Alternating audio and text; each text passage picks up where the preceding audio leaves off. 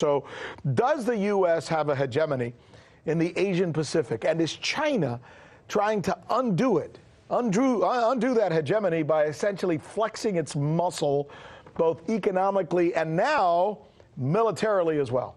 Sourabh Gupta. He is a senior fellow at the Institute for China-America Studies in Washington. Mr. Gupta, it's very kind of you to come here and share your wisdom with us. What do you make of this super carrier, as it's being called, that the Chinese apparently are building, and why is it significant, if at all?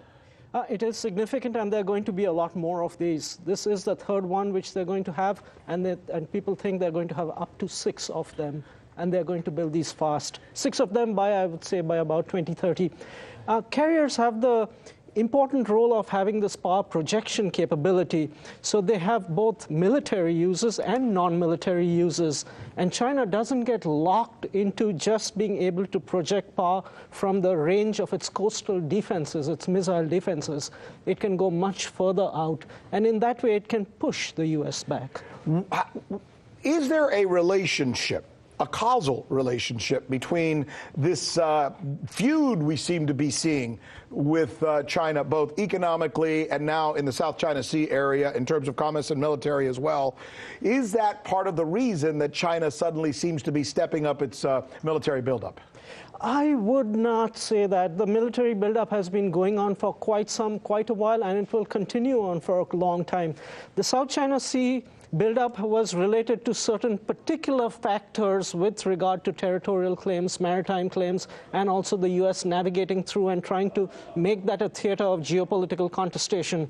But China has been building its military forces and its power projection capability and its regional, what they call anti-access, anti-denial area bubble to keep the United States out from that first island chain so that it can breathe, it being China, can breathe a little bit more easily. As an American, should I be concerned that perhaps my government may be pushing China too much?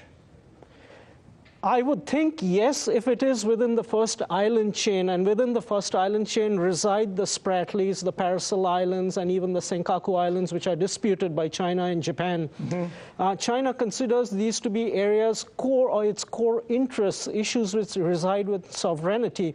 It's understandable, and they acknowledge that there are important shipping lanes passing through, and so navigation is an important issue, but navigation must not become a pretext for using that to do geopolitical contestation right on its coastal neighborhood. But China is essentially taking these shoals, and in case you at home don't know what a shoal is not usually something that's inhabitable. It's like when you go to the beach and there's a sandbank, that's what a shoal is. It's an outcropping from a reef, and when the tide goes down, it sticks up out of the water. That's not an island.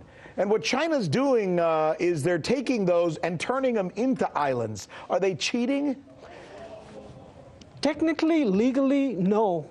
You are allowed to build islands over which you claim sovereignty, of course, under the United Nations Convention on the Law of the Sea. So they are doing nothing technically illegal, but they're obviously doing something which is upending the status quo in terms of military capabilities and capabilities both for power projection, for expanding that anti-access, anti-denial bubble, as well as keeping the U.S. further out. Mr. Bannon, who was part of the Trump administration, is quoted as saying, if there is a war between China and the United States, it'll happen as a result of the South China Seas, and it could happen within the next 5 or 10 years. Is he full of bluster, or is he right?